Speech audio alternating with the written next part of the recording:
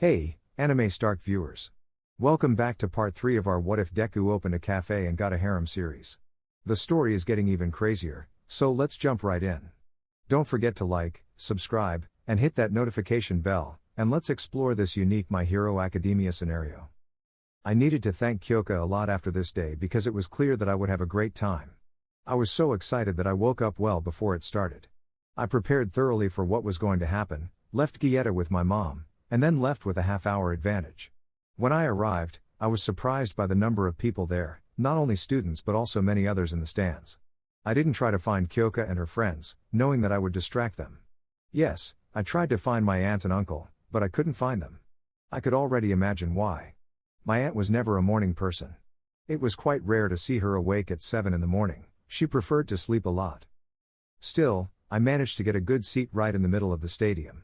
Not too high to hear the participants, and not too low to be at risk of getting hit by something, as I had heard from Present Mike. They wouldn't start for another hour, so I had time to go, buy something, and come back. I went outside to get something to eat and enjoy the event. Midoriya, Kendo-san, halfway there, I ran into the girl with orange hair, who was with a girl and a boy. When she saw me, she gave me a big hug.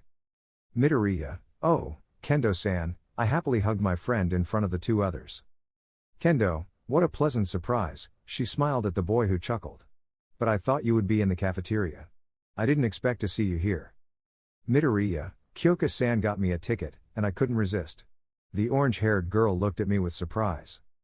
Kendo, so, you're here to see her? I shook my head. Midoriya, I'll be supporting all of them, so you better give it your all, Kendo-san. The girl struck a pose and smiled with a hint of arrogance. Kendo, you know I will, she puffed up for the sake of the green-haired boy. Tetsu, this, Kendo, the orange-haired girl was embarrassed as she had forgotten about her friends. Who is he? Kendo, sorry, Reiko-san, Tetsu, this is Midoriya Izuku, my friend. She smiled at the green-haired boy. Reiko, so, he's the one you talk about so much. The orange-haired girl blushed, not expecting that to be known. Midoriya, hey, if you're talking about me, at least make it something good. The girl innocently smiled at me. Reiko, she calls you a sweet dessert. The orange-haired girl's embarrassment increased, while the green-haired boy struggled not to burst into laughter. Kendo, Reiko-san, she scolded her friend, who didn't understand why she was getting upset. Midoriya, between Uraka-san calling me a cinnamon roll and Kyoka-san saying I'm incorruptible, you fall into the category of adorable things, Kendo-san. Obviously, I took it in good humor. Kendo, anyway, she tried to downplay what had happened and became more serious. I hope you enjoy the day, Midoriya-san. With that, she left, followed by her friend. Tetsu, I already like you. He smiled at the boy, who returned the gesture. If the president has confidence in you, so do I. Kendo, Tetsu, the silver-haired boy ran to catch up with the girls. Midoriya, you've made some interesting friends, Kendo-san. I smiled in the direction where the girl had gone and then accidentally bumped into someone. Oh, excuse me, in front of me was the perpetually tired raven-haired Aizawa. Aizawa, Midoriya? I was frozen in place. What a surprise to have you here. Are you here to support my students? Midoriya, you could say that. Are you going to be the referee or something? The raven-haired man shook his head. Aizawa, I'm hiding from Mike. He's trying to drag me into being a commentator, and obviously, he didn't want to do it. He would rather go hide in a corner and sleep in his sleeping bag, but he knew his friend would drag him from wherever he was to join him. So, I'm hiding. If you see him, please tell him you haven't seen me. With that, he left, leaving me surprised. Midoriya, wow. Without further ado, I went to buy something, finding the loud blonde who was looking for his friend. Present Mike, oh, hi, Midoriya, he ran up to me, and I couldn't believe what was happening. Have you seen Shota around here? I need his help. I wouldn't tell him what was really going on. Midoriya, I'm sorry, I haven't seen him. I certainly wouldn't rat out the raven-haired man. I didn't want to get involved in this. Present Mike, he's probably hiding somewhere. He looked at his watch, realizing he was running out of time. I have to find him now, I'm running out of time. Enjoy the festival, little listener. He ran into the stadium, leaving me laughing.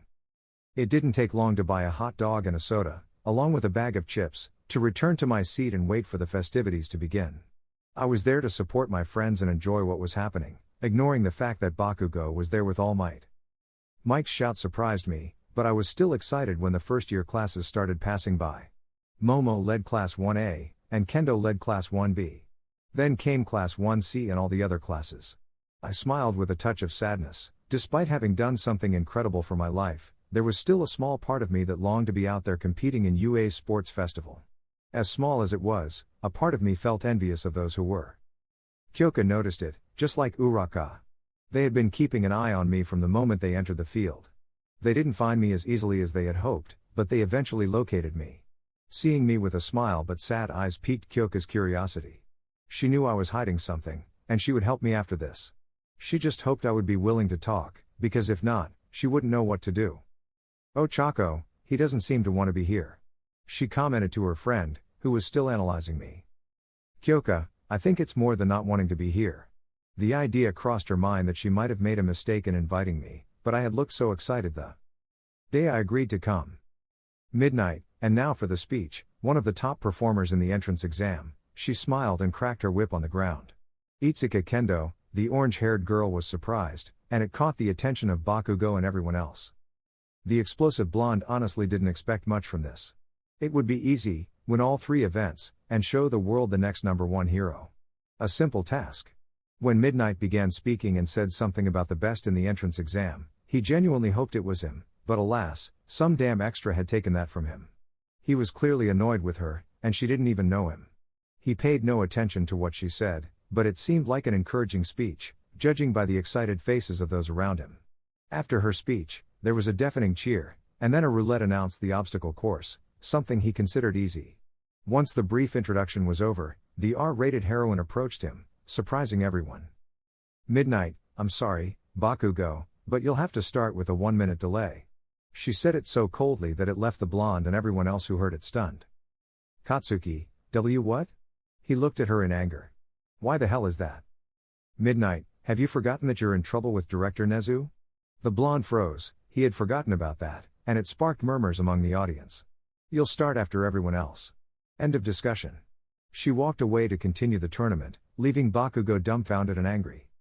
Nezu might seem like an adorable being who wouldn't harm a fly, a peacemaker who openly sought to solve problems through dialogue. Unfortunately, with Bakugo, dialogue and simple punishments didn't seem sufficient to make him reflect on his actions. Nezu decided not to send him to a psychiatrist because forcing him wouldn't achieve anything, just silent resentment towards authority. So, he decided on a more significant punishment. He would penalize Bakugo in every event he participated in at the festival. He wouldn't ban him from attending because it was his first festival, and Nezu understood how crucial it was for entry into the hero world, the first step towards recognition. He would make his ascent more challenging, and he also reduced his agency requests. That boy needed to learn that there were consequences for doing something wrong, and he would learn it Nezu's way. Obviously, Bakugo was quite indignant about these events. While it was true that he had been punished several times in a row, he didn't believe he deserved this, even though he almost sent 2 students to the hospital on the second day. He found it unfair and, to a certain extent, rather childish on the director's part. Nevertheless, he was determined to prove why he was the best at UA. Midnight took center stage again, drawing everyone's attention to her. The crowd erupted in cheers as the start of the race was announced. The course was designed to challenge everyone, and Todoroki took the lead by freezing a significant portion of the students, leaving many stuck at the entrance. Izuku smiled as he watched how his friends performed. He couldn't help but be amused by Bakugo, who struggled to make progress, managing to take down one but not many. It was hilarious to see him try to navigate through the crowd at the entrance, and when he finally did, most of Class 1A, including Todoroki, was already on the second part of the race, and Bakugo was far behind. Still, Bakugo managed to break free from the crowd and began flying over the obstacles, avoiding the robots and moving directly to the next challenge. He knew it would strain his arm's endurance, but he needed to close the gap between himself and the front runners. If he didn't finish among the top competitors, he would be furious, not to mention that he might complain to the director. Fortunately, he wasn't too far from the 2 leaders when he reached the next obstacle, so he increased his speed, even though he knew he would be less efficient in the following 2 events. He had to stop after crossing a wide chasm, surprising everyone. The fact that he, who started after everyone else, was so close to the front runners amazed the crowd. He pushed through the pain, feeling his palms burn and his muscles ache. It might not have been one of his best ideas, but he needed that power. He would figure out how to overcome the others later. The minefield was challenging to navigate because he was in so much pain that he couldn't easily avoid the mines. He focused on avoiding Todoroki and the girl with headphones in front of him, who skillfully kept her connectors on the ground, effortlessly dodging the mines. It wasn't fair. Present Mike, and the winner is Todoroki Shoto, the bicolor hero panted heavily. Followed by Jiro Kyoka, and then Bakugo Katsuki. Cheers and applause erupted as the remaining students who would proceed to the second round gradually made their way in. Izuku was pleasantly surprised by how far his friend had come. His other friends had also advanced, though Kendo had narrowly missed making it. He was excited for them all and hoped that they would reach the next stage. If they had to compete against each other, he would decide whom to support at that moment. Midnight, and the next event is the cavalry battle. Midnight explained the event as the green-haired boy went for more food. He had been so engrossed in the first event that he hadn't noticed when he devoured his meal. According to his calculations, he would return just in time for the second round, or at least in the middle of it if his calculations were correct. His friends tried to form teams, but it wasn't easy. Momo was taken by the first place bicolor, and Mina went with her red-haired friend. That left few options. Kyoka and Ochako teamed up, and a lively pink-haired girl from the support course joined them. One more member was needed, and fortunately, Tokoyami was available to provide the final support. Midnight, before we begin, the points representing Bakugo's team dropped significantly, surprising everyone. Young Bakugo has been penalized due to certain problems he has caused in the past week. The blonde student glared angrily at his teacher. Mina, you really pissed off the teachers, huh? She complained to Bakugo, who was still angry. Katsuki, doesn't matter. We'll finish first, and that's what matters. He muttered in frustration, he'd have plenty of time to address it later. Mina, I get that you're friendly with everyone, but does he deserve this, really? The red-haired boy sighed. Kirishima, everyone deserves a chance. We don't know him well enough to say that he's always like this, even though most of the time he is. He continued to hope that the blonde student might be better than he appeared. After all, he wanted to be a hero for a reason, right? Sero, he's a really explosive friend, he could blow up in your face. The red-haired boy looked down. Kirishima, I haven't lost hope yet. He replied with determination. Mina, no matter what your plan is, though, she smiled at her friend. We're here for you, she said it as if it were the biggest secret in the world. Kirishima, okay. He fist-bumped his friend, just as the angry blonde student arrived. Mina, this is going to end badly, isn't it? She muttered to her friends. Sero, it might, he mumbled in response. His anger was through the roof after what happened in the second round. He couldn't believe what went down when he tried to climb his way up, going for that girl with headphones and the half-and-half jerk. Somehow, that girl read his moves very well, and he couldn't even get close to steal anything. He kept his tapes on the left earpiece connectors, and no matter how hard he tried, he couldn't reach them. He almost had his tape stolen by the half-and-half bastard too. Then he went for others, thinking of a way to beat those two rats, but the final alarm rang before he could do anything. Fortunately, he was among the winning teams. Now, it would be an uphill battle for him because no one is as strong as Bakugo. The only thing he needed to worry about was the half-and-half guy, who he considered genuinely dangerous, but nothing more. Mina, my hands hurt, she said, moving her wrist to ease the pain. Kirishima, how about you go to the infirmary to get checked before your match? He suggested. She nodded. The battle order had been given, and she wasn't up first, unlike some others. Oh Jiro, I need to talk to you about him. He pointed at the purple-haired guy who seemed tense. Kyoka interrupted him. Kyoka, I appreciate your concern, but I have a feeling I can handle him. She smiled to herself, wondering where he was. Ochako, Kyoka-san, are you ready? The girl nodded. Oh Jiro, but... He didn't want her to be defeated by someone like Shinso. Kyoka, relax, oh Jiro. I'll be careful. She joined Ochako and Momo to grab something to eat. Kendo, Kyoka-san, Uraka-san. The orange-haired girl found them and ran over. Kyoka, hello, Kendo. Well played. The girl felt a bit down. Kendo, let's get something to eat, shall we? She nodded energetically. Monoma, hey, President, what are you doing, lowering yourself to Class A's level? Don't you? He didn't finish his sentence before the orange-haired girl punched him in the stomach, leaving him unconscious. Kyoka, what's wrong with that guy?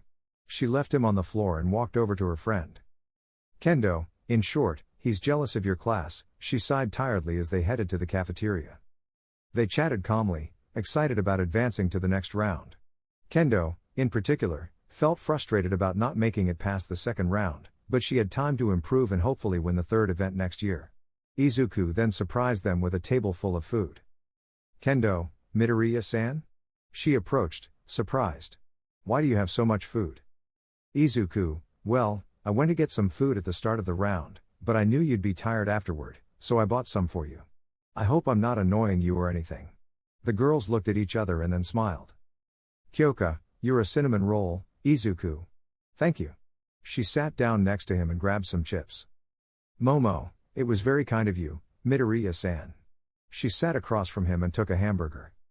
Oh Chako, you know, if you keep being this kind, you'll end up sending someone to the hospital from cuteness overload. She sat on the other side of him, grabbing a bag of sweets. Kendo, thank you, Midoriya-san. She sat down quietly to eat. Izuku, you did well, Kendo-san. I understand you're frustrated about not making it as far, but don't blame yourself. There's always next year. He smiled at her, and she responded in kind. Kendo, next year. She spoke with renewed enthusiasm. Izuku, so, who are you all battling against? I didn't pay much attention, sorry. Kyoka, I'm up first, against a general studies guy who looks like a younger version of Aizawa-sensei. If he had black hair, he'd be his son, she continued eating. Izuku, does he have dark circles under his eyes and purple hair? The girl nodded. Kyoka, you know him? She asked, and he confirmed. Izuku, it's Shinso. Be very careful, Kyoka-san. He's quite dangerous. Oh Chako, what's his quirk? Izuku, Shinso can control people's minds if he has a conversation with them. The girls looked surprised. Kyoka, oh, don't worry, there's more than one way to communicate. She smiled innocently at Izuku, who chuckled. Momo, I'm up next, facing Tokoyami-san. I'm excited. Izuku, good luck, Yamomo. A quirk that's as defensive as it is offensive isn't easy to beat. She nodded. Momo, do you have any recommendations? Izuku nodded. Izuku, stay away from him. You need to maintain a good distance if you want to create things to defeat him, she agreed. And who are you up against, Uraka-san? The girl tensed. Kyoka, our dear Mochi gets to kick Bakugo's butt. She sounded a bit jealous. I wanted to give him a little kick myself. Izuku, well. The brunette girl nodded. Kendo, good luck to all of you. She smiled at her friends. For now, I'll support you. Momo, don't you support your teammate, Kendo-san? The girl looked a bit confused. Kendo, both Kirishima-san and Tetsu have durability quirks. I don't know which of them will win, so I support them both. But you're my friends, so I support you too. They continued eating, sharing an enjoyable conversation. Unfortunately, the atmosphere was disrupted when Mineta and Kaminari approached the group. The purple-haired guy felt jealous of Izuku, who was eating with so many girls around him. He didn't want to make a scene, and they didn't have time for that. Kaminari, Yamomo, the blonde said, carried away by his friend's idea, we need something.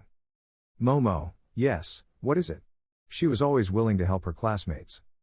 Kaminari, you see, we ran into Aizawa-sensei, and he ordered the girls of Class 1A to do a cheerleading performance before the next event, so. The purple-haired guy next to him nodded energetically. Momo, oh, wow. That. She was taken by surprise, trying to collect her thoughts, ignoring the tense expression of the green-haired boy who was watching closely. Kyoka, is there something wrong, Izuku? Both guys were very tense. Kaminari, Hi, Midoriya, how are you? He tried to relax and greeted the boy from the cafe. Momo, Aizawa-sensei should have communicated this earlier. The boy put a hand on the black-haired girls to stop her. Kyoka, is something wrong, Izuku?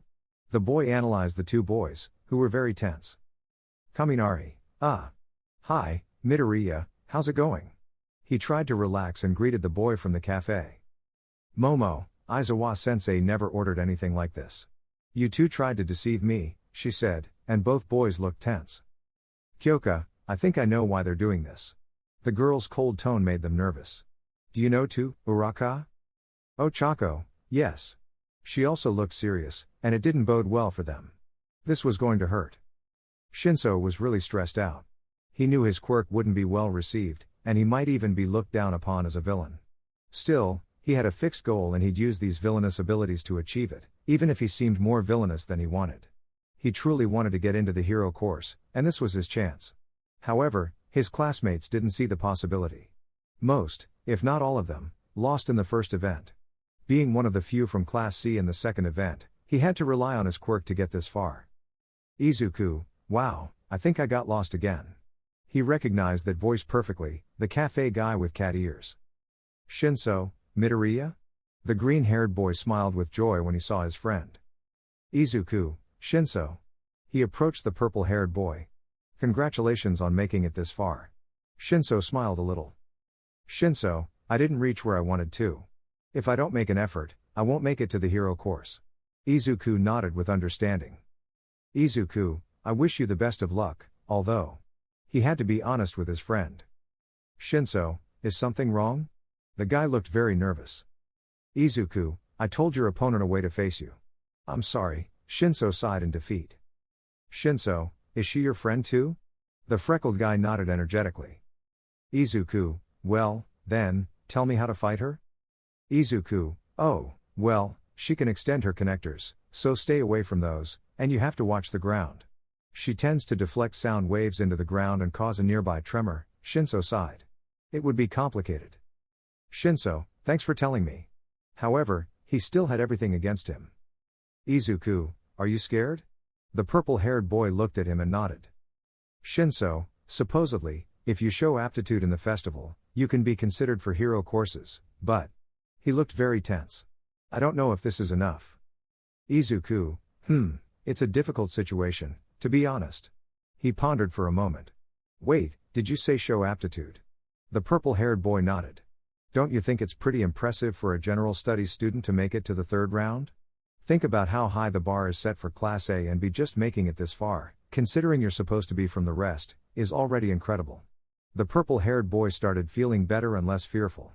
Fight with all your might, Shinso, but in my eyes, you've already proven your worth by getting this far. Shinso, have you ever considered being a psychologist? He made a joke, and the freckled guy rolled his eyes. Izuku, never, I want my cafe, and it's all I want, he chuckled. Izuku, good luck, and by the way, do you know how to get to the stands? The purple-haired boy laughed and gave him directions. His friend was right. He had come quite far, and even if he lost, he had given his all to reach his goal. He was proud of that. Now, he just needed to take one more step to convince them he deserved a place among the heroes. He walked confidently to the arena, and his opponent stood before him with a serious look. He needed to heed his friend's advice if he wanted to win. Shinso, you're not the only one who received help from him. He also told me things about you. The purple-haired girl smiled slightly and discreetly glanced at her freckled friend, who felt her gaze. Kyoka, I knew he wouldn't resist helping him. It was very typical of Izuku to help people. It was obvious that this would be a fair battle for both. Midnight, Jiro-chan, are you ready? The girl nodded. Shinso-chan, are you ready? The purple-haired boy also nodded. Begin, Midnight shouted excitedly. The fight was quite good. While Shinso might not have the best fighting skills, he defended himself well against the girl's two connectors and kicks. He always kept a distance from her to avoid any accidents. In the end, he was so focused on the connectors approaching him that he didn't even notice when the girl got close, grabbed him in a hold, and immobilized him, making the purple-haired girl the winner. Kyoka, I have to say, that was amazing. She helped the boy to his feet. You fight well, and I really hope you manage to get into our class. Just between us, there are a couple who don't deserve it. The purple-haired boy smiled a little. Shinso, I'll try to make it. With one last handshake, they went their separate ways. The next battle was up after that. They allowed a few minutes for both contestants to prepare. It was Todoroki versus Sero, a fight Izuku was really looking forward to, even though Todoroki would likely win with his ice. In any case, he was going to support them with all his heart. The bicolor guy walked down the hallway straight to the combat arena, feeling quite free and, for a change, happy to be here, giving his all. Of course, that joy diminished a bit when he saw his father standing near the exit. Endeavor, I'm glad you've finally come to your senses, Shoto. His arrogant smile infuriated him, and he was ready to show it. You've finally let go of that tantrum you had and accepted your destiny. Now go and prove. The bicolor passed the red-haired hero without a second thought, recalling the words of the cafe guy. Shoto, I don't plan to follow what you say anymore. He spoke coldly, leaving the second-ranked hero surprised. I'm not your puppet, and above all, I'm not you. If you have a grudge against All Might, settle it on your own, but don't involve others. He looked at his father angrily. Endeavor, what are you saying? His flames increased in power. You were created to surpass him. To be what I couldn't be. Shoto, and I will never be like you. I have no interest in being number one or surpassing All Might. He was tired of all this, tired of being the child destined to follow, tired of it all. I'm going to be a hero capable of protecting others. I won't let you continue to decide and influence my life. I am me, and I won't be your damn shadow or replacement. Without saying more, he left the hero paralyzed by his audacity and continued on to the arena, smiling a little in disbelief at what he had done. It wasn't a surprise that Todoroki won, he's one of the strongest in the class. His victory against Sero was practically guaranteed. He resolved it easily with a quick ice attack that left Sero frozen in place. Sero didn't even have a chance to release any tape to get closer before he was caught, and there wasn't much more to say after that.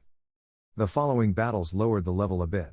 Ida was used as a mannequin and a test subject by a pink-haired girl and then won. After that, there was a battle between Ibara and Kaminari where the blonde lost quite decisively. He was so excited to have come so far and so nervous to be there that he momentarily forgot that his opponent was immune to his attacks. He lost irremediably. The next fight was between the purple-haired girl and Tokoyami. Both Midoriya and Momo were quite nervous. She just had to follow the advice of her freckled friend to get closer to victory. Still, she remained very nervous, not saying anything before heading into battle. Midnight, Yaoyorozu-chan, are you ready? She looked at the girl with a nervous smile, and Momo nodded. Tokoyami-chan, are you ready? The bird-headed boy nodded. Begin, Midnight declared with joy.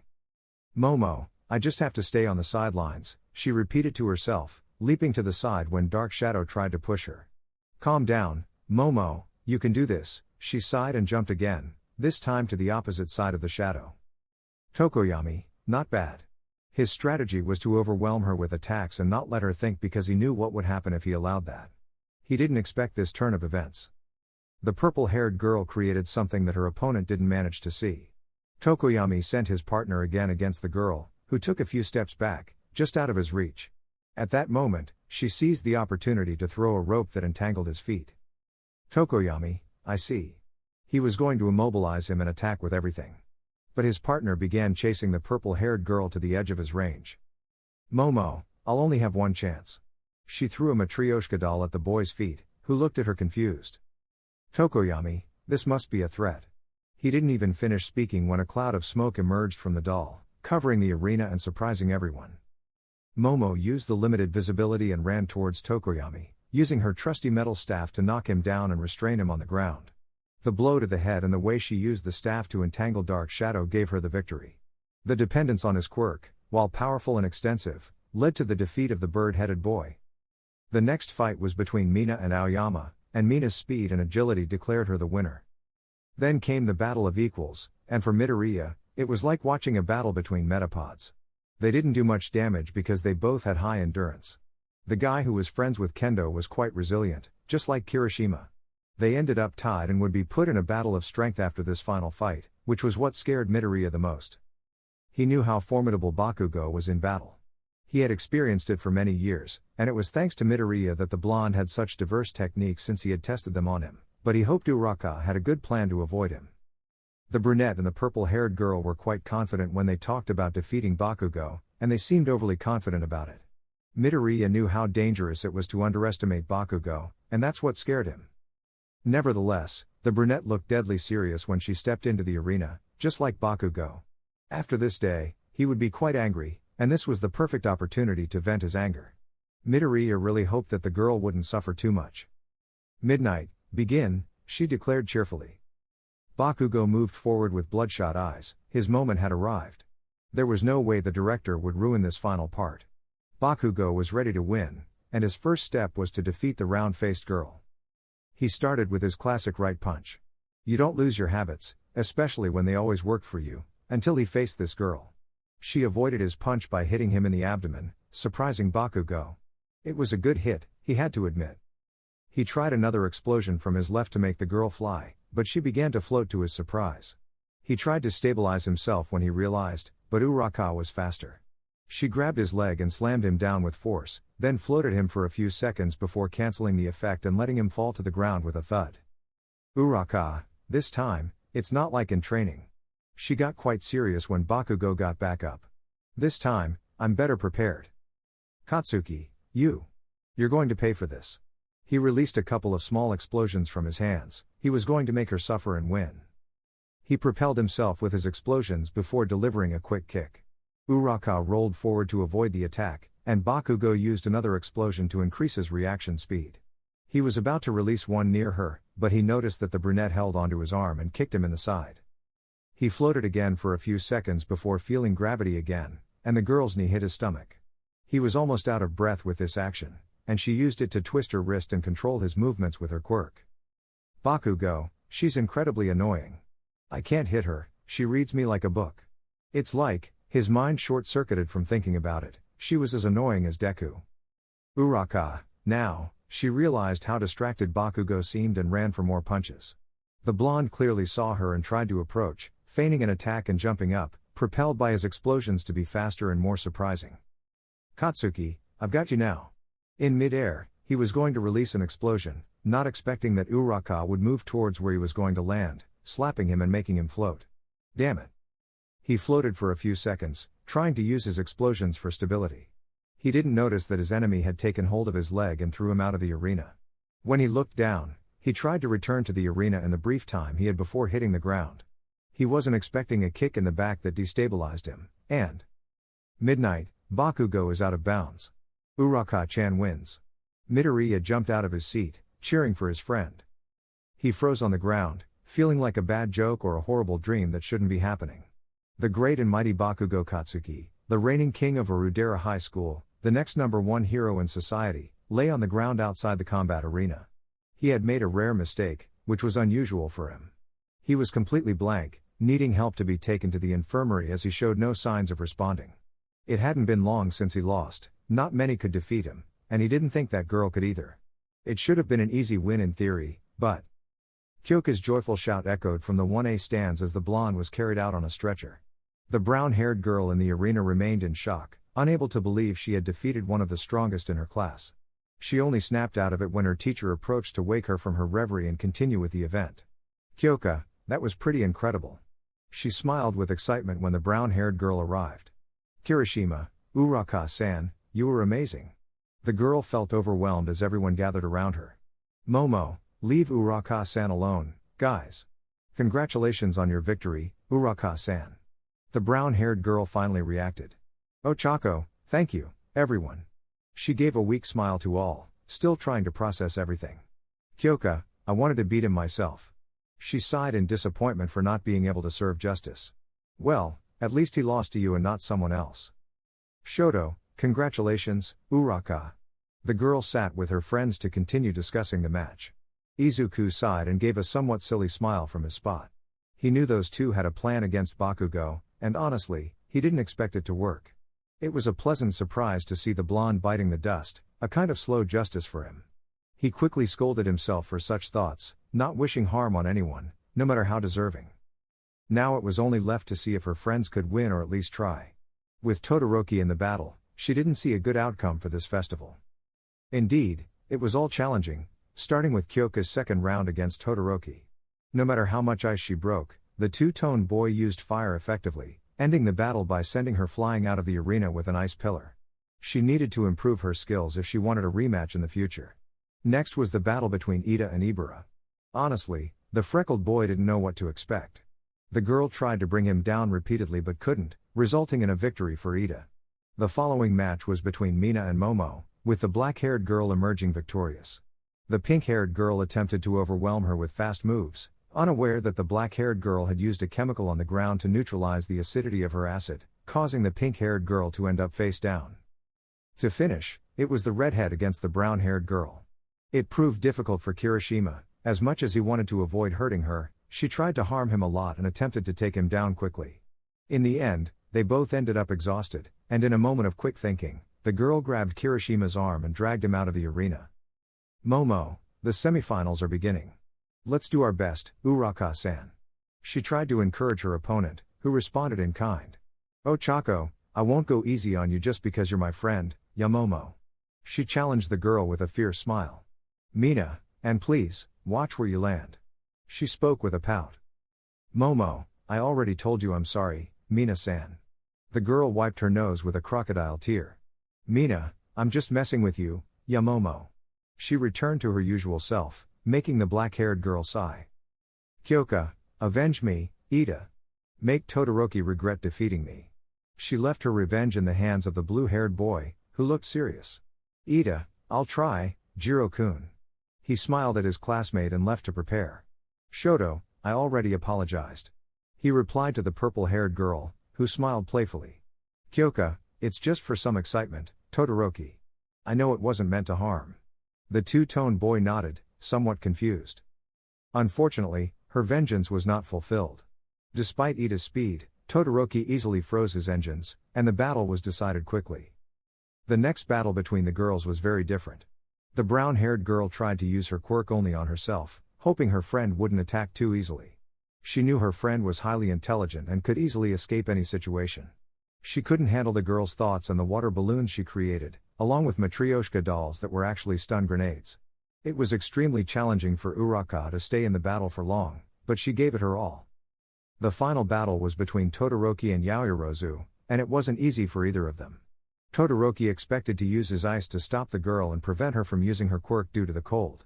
However, the girl was one step ahead, using the ice to her advantage to move closer to the boy and fight more effectively. It was demanding for the two-tone boy to always be on the defensive because of the girl's staff. He couldn't freeze it because it wasn't made of metal. The girl used everything at her disposal to try to win, and the boy showed more when he started using his fire. It wasn't much, mostly small flames to avoid causing serious harm to the girl. He won when the cold really started affecting the black-haired girl, and she had to surrender to avoid a severe injury. It was a surprising ending, and the first-year sports festival was finally over, with Todoroki Shoto taking first place, Yaoyorozu Momo second, and Uraka Ochako third. As Midnight mentioned, Ida had personal issues and couldn't compete for third place. Mike, and now, the medal presentation will be done by none other than. He paused dramatically, and then his boisterous laughter rang out. All Might, ha ha ha. Falling from the stadium's limit, the number one hero arrived to give out the medals. Izuku looked with a hint of sadness in his eyes at the number one hero. He had hoped that after a year in that conversation, he could let go of that sadness. But there he was, trying to keep himself steady and smile for what his friends had achieved. He didn't want to dwell on it further and decided to leave to calm his mind. Izuku went straight home. He planned to have a special dessert later to celebrate his friend's achievements, but for now, he was tired, and the sun had taken its toll. He wanted a moment of coolness, maybe an ice cream before heading home. Izuku, I'm back, he announced upon arrival and instantly had his cat, Gietta, close, sniffing him. Hello, Gietta. He petted the cat, who enjoyed the attention. Inko, Izuku, his mother greeted him with a smile. How was it? Your friends did great, right? Izuku, it was pretty amazing. I had a good spot and got to chat with them a bit. He handed a bag to his mother, who looked surprised. I brought you some ice cream. Inko, aw, dear, she hugged her son and kissed his forehead. Thank you. On the other side, Kyoka, Uraka, and Momo gathered after the medal ceremony. Kendo would join them later, after finishing some things with her class. Unfortunately, they couldn't find their friend to celebrate with. No matter how hard they looked, they couldn't find him, and he didn't answer their calls. Ochako, I wonder if he's okay, she felt nervous not knowing about him. Kyoka, he probably had some trouble and had to leave. It's Izuku, and believe me, it's not easy for anything to happen to him. Training with the green-haired boy taught her how strong and resourceful he could be. Momo, don't you know where he lives? Maybe he went home? The girls shook their heads. Kyoka, he's quite private. All I know is that he lives with his mom. She looked at the brown-haired girl. Doesn't he tell you anything when you work together? Ochako, I don't want to intrude in his life, and it's not something we talk about when we're so busy. She continued to worry about him. I hope he's okay. Kyoka, if anything, we'll see him on Monday. Don't worry, Ochako. Despite that, she was also nervous about their friend. Momo, come on, let's celebrate. She held her friend's hands, trying to distract them. They went for a dessert together, and Kendo joined them a bit later. They enjoyed the afternoon, but their tension remained throughout the day. It was hard to keep their nerves on edge, but in the end, everything turned out fine. Monday arrived, and with it, their bad vibes and tension disappeared. It was a good idea to take that short time to be with his cat and mom. Now, Izuku was back to being the friendly Izuku instead of the bitter one. He served his desserts with great enthusiasm and care. "Kyoka, why did you leave, really? We wanted to celebrate with you." Obviously, she was the first to arrive at his place to reprimand him and order a coffee to wake up. "Izuku, I'm sorry. I ate too much and it didn't sit well with me. I spent hours in the bathroom." It was a lie, of course, but it was so convincing that no one would doubt it. "Kyoka, I'm not sure if I believe you." She squinted at him. "Gietta, is he telling the truth?" The cat sitting on her lap didn't flinch. Covering your tracks, huh?" "Izuku, relax, Kyoka-san. I'm telling the truth. I ate something that didn't agree with me, and that's it." The girl still doubted, and he didn't act like his usual cinnamon roll self. "Kyoka, let's say I believe you for now." She decided to drop the subject. It was clear that the more she pushed, the worse it would get. "Izuku, you're overreacting." The girl just sipped her coffee with a pout. It was a challenging morning, mostly because of the unexpected rain. It made the cafe a lot more enjoyable for Izuku. He always loved cafes during the rainy season for the simple fact of how peaceful it was. There was little movement, that was true, but it never ceased to bring a sense of tranquility. Contrary to what was thought at UA, the rain was quite stressful. Some students hated the morning just because of it, and they were in a bad mood, while others didn't care. "Aizawa, here are your assignments. You gave a lot of yourselves, and this is what you achieved." He put the names of the students on the board with the number of requests they received. Some were quite impressive for one reason or another. "Katsuki, why do I have so few?" He really believed he would be among the top. "Aizawa, Director Nezu denied any requests for you because of what happened last week." The blonde looked angry. "Katsuki, damn rat," he muttered, gripping his desk. "Kirishima, Aizawa-sensei, why are they being so strict with Bakugo?" He thought it was a bit extreme, especially the last part. He could understand the festival, but this seemed to be getting out of control. "Aizawa, usually, if you end up in the principal's office 3 times in a row, you get a 1-week suspension. But since the week Bakugo was going to miss was intended for training anyway and was crucial for internships, it didn't make sense to take it away because of the festival." The redhead nodded, understanding now. "Kaminari, you sure get into trouble, huh?" He smiled friendly at the explosive blonde, who seemed quite unstable at the moment. "Katsuki, shut up," he yelled, to which the electric blonde laughed at his behavior. "Aizawa, calm down, there's more to do." His quirk activated, making the students shake. "The next step is essential, but since I'm not good at it, I'll leave it to someone else." With that, he wrapped himself in his sleeping bag and went to a corner to sleep. Uraka was not a fool. She noticed that during the time when they were choosing hero names, Ida seemed very down and serious. It wasn't a secret to her that he was thinking about his brother and what happened to Ingenium and Hasu. It was a real shame what happened to Ingenium, and she genuinely wanted to help Ida through this tough stage. Friends were there for each other in good times and bad, but Ida seemed quite withdrawn, and she didn't know how to cheer him up or at least help him forget about it for a while. "Kyoka, if you want to help him so much, we know where to take him." It was evident to the purple-haired girl what her friend wanted. "Ochako, do you think Midoriya-san will know what to do?" The girl shook her head with a smile. "Kyoka, Izuku is amazing at reading people and helping them, but I'm not saying that because of that. The cafe is perfect for calming the mind, no matter how stressed or bad the day may seem. I've seen people arrive very sad after a bad day, and they didn't need a talk with Izuku to feel better." She recommended to her friend. "You and Tsuyu-chan get along best with Ida, so tell him." "Ochako, thanks for recommending it, Kyoka-san." She smiled at her friend, who returned the gesture. The idea wasn't bad at all. His friend and partner didn't do it in a bad way or with ill intentions. In fact, it was quite the opposite. She was worried about him, and he knew that. It would be impolite to refuse her offer. It would be silly to treat her badly just because he was in a bad mood. He would go there when he had time and wasn't so stressed about his brother's situation and his desire to bring Stain to justice. That's why he ended up sending the request for Hasu. Blinded by revenge, he was going to capture Stain, even though he didn't have a clear plan.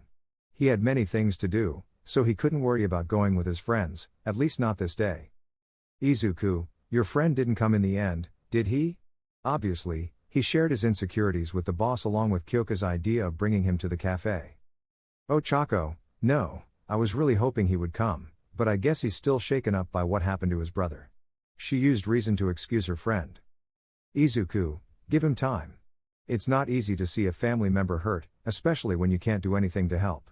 The helplessness it brings is terrible. He said as he locked his shop. It was time to leave.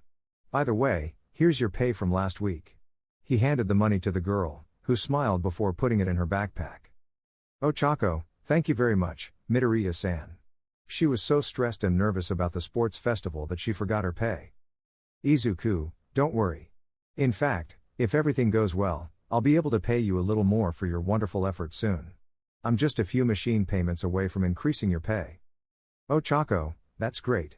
I'll work even harder to deserve the raise. She spoke with dedication, putting a smile on her boss's face. The fact that Ida didn't show up left a bad taste in his mouth, and not just for her but also for her brother.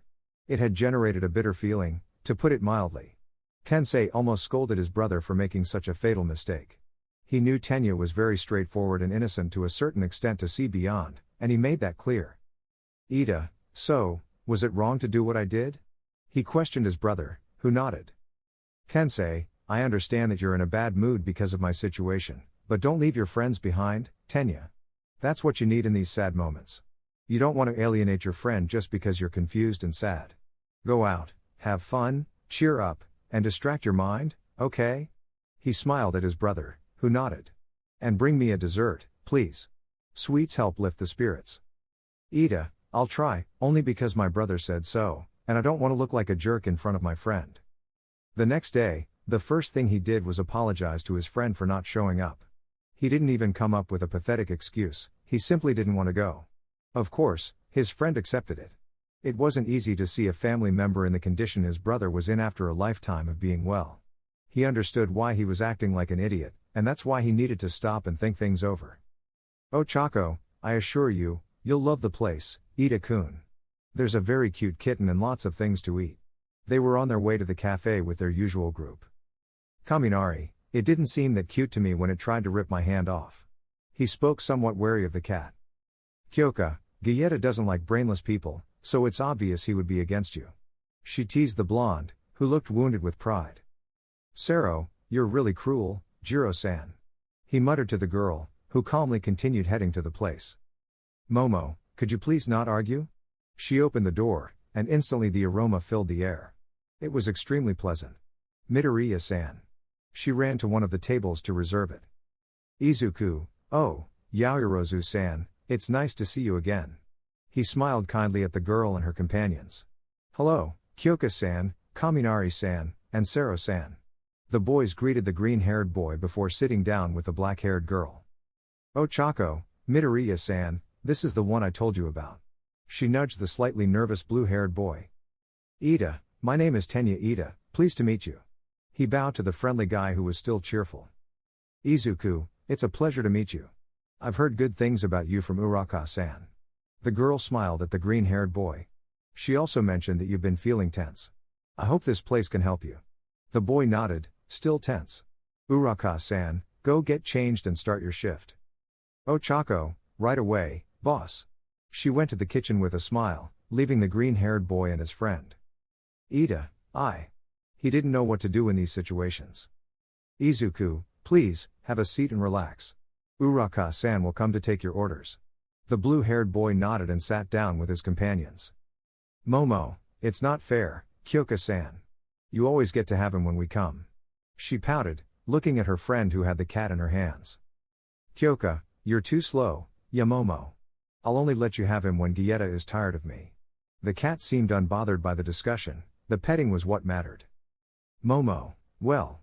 But you have to give him up. The purple-haired girl agreed with a pleasant smile. Kaminari, lucky cat, girls fighting over him. He began to purr in the arms of the purple-haired girl. Sero, pretty envious.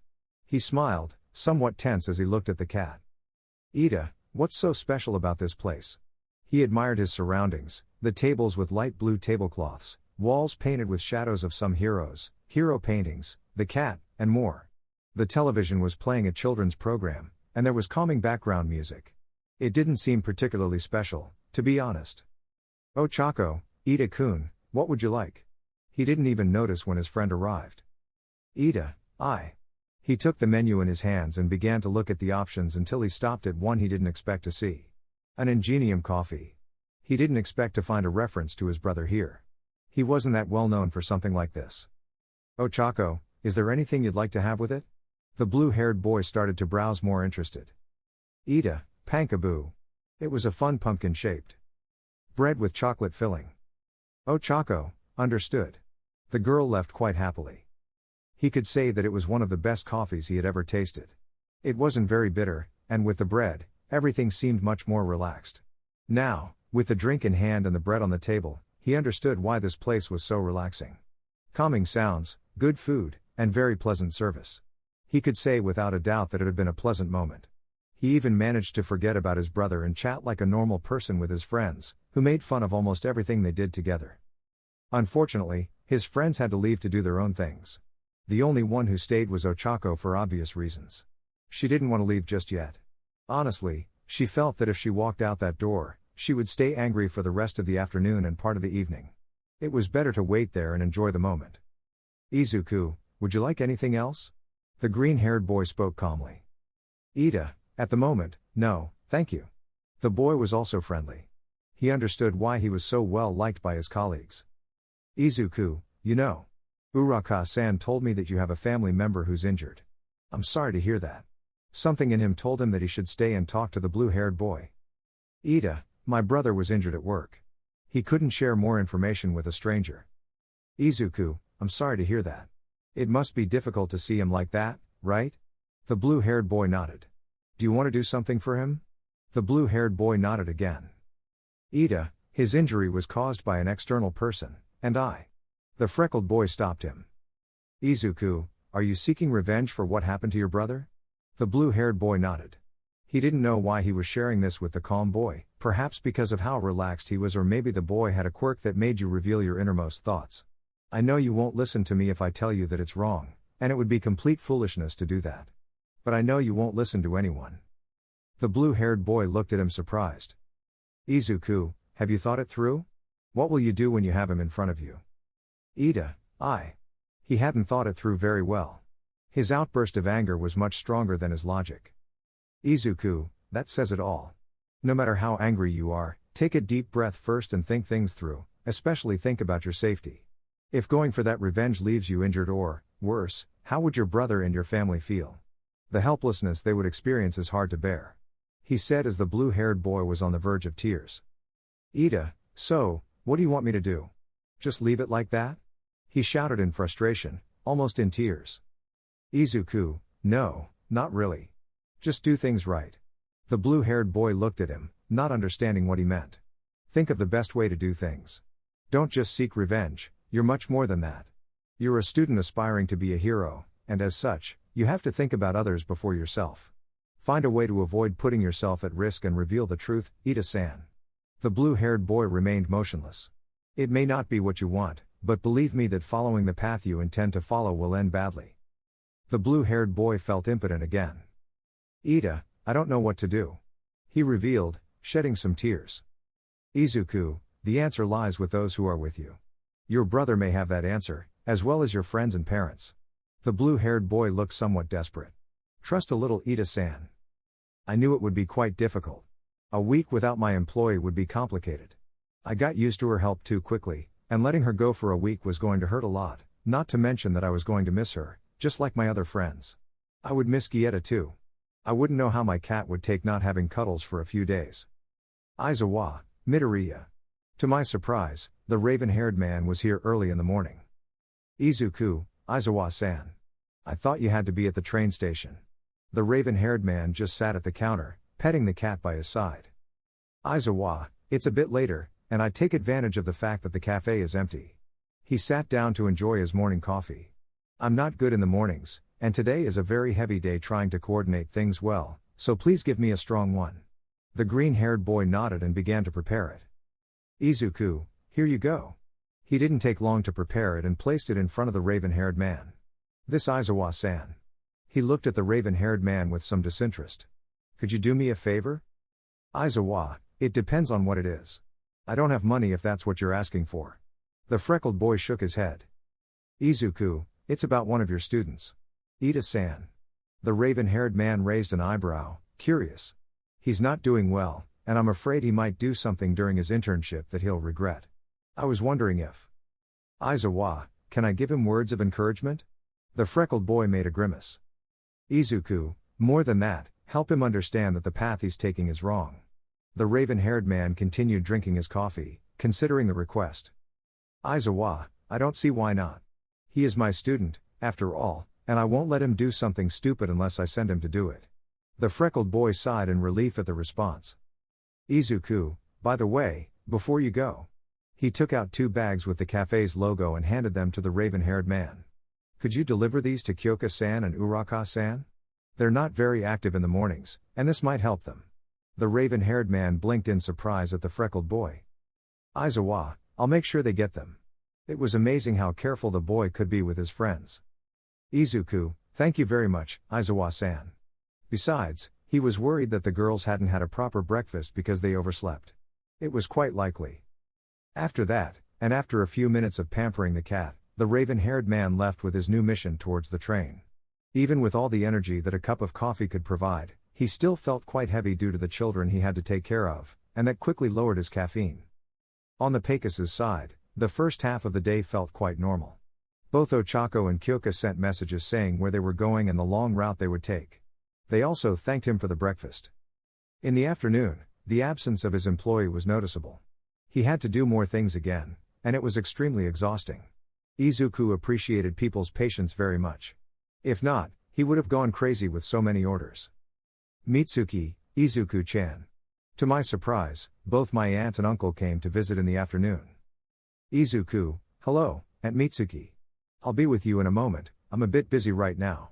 Without further ado, he went to the kitchen to bring a couple of trays of desserts. Masaru, it seems you're doing well, huh? He looked around, and it was quite impressive what the green-haired boy had achieved. Mitsuki, and you haven't even tried the food, dear. She led her husband to an empty table. Come on, let's enjoy now that Katsuki's idiot isn't home. Masaru, Mitsuki, please, he's your son. The woman seemed not to hear him. Mitsuki, don't pay attention to it, dear. I say it with all the love a mother can give. She assured with a smile, and her husband rolled his eyes. You're going to love the cookies and cupcakes. Masaru, we haven't been out alone for a long time. He sat in front of his wife, enjoying the atmosphere. He really knows how to set things up. He admitted that the freckled boy was good at arranging things. Mitsuki, we haven't been out alone since Katsuki was 5. She lowered her gaze, remembering those times. He has changed so much since then. She looked somewhat sad. She didn't like the path her son was walking on. Masaru, and he'll keep changing. You'll see how everything improves, dear. He said with a sweet voice that could reach his wife. Izuku, sorry for the wait. He placed 2 menus on the table and smiled somewhat tensely. I hope you decide on something. Mitsuki, you know what to bring me, Izuku-chan. She left the menu on the table while the boy furiously wrote in his notepad. Masaru, bring me. He looked at the varied menu without really knowing what to order. A Yeti parfait. It sounded funny and cool. Izuku, right away. With that, he rushed back to the kitchen. Mitsuki, I remember the last time you ordered a parfait, you choked on a strawberry, and we had to take you to the hospital. She teased her husband a bit, who turned somewhat red. Masaru, well, I also remember having the best nurse taking care of me. He smiled flirtatiously at his wife, who was now blushing. Mitsuki, Masaru, please. She was ashamed of the conversation. Masaru, it was also the night we created Katsuki, isn't it? He made his wife turn red and emit steam from her head. What if we repeat it when we get back? He flirted with his wife, who was on the verge of collapse. Mitsuki, I didn't know you had such a fierce side. She spoke quietly. Maybe we should teach you to respect. She continued the game her husband had started, and he smiled at her. Izuku, sorry for the wait. The moment was interrupted by the freckled boy, who brought a strawberry smoothie for his aunt, along with a couple of rainbow cupcakes. And for you, uncle, the parfait with the face of the snow monster. Enjoy your dessert. Without further ado, he left, leaving the adults somewhat tense and fearful. Mitsuki, do you think he hurt us? She murmured to her husband. Masaru, I hope not. It would be totally embarrassing if he did. He pleaded to any deity that the boy didn't hear such an indecent conversation between them, perhaps because of how rarely they had that kind of interaction.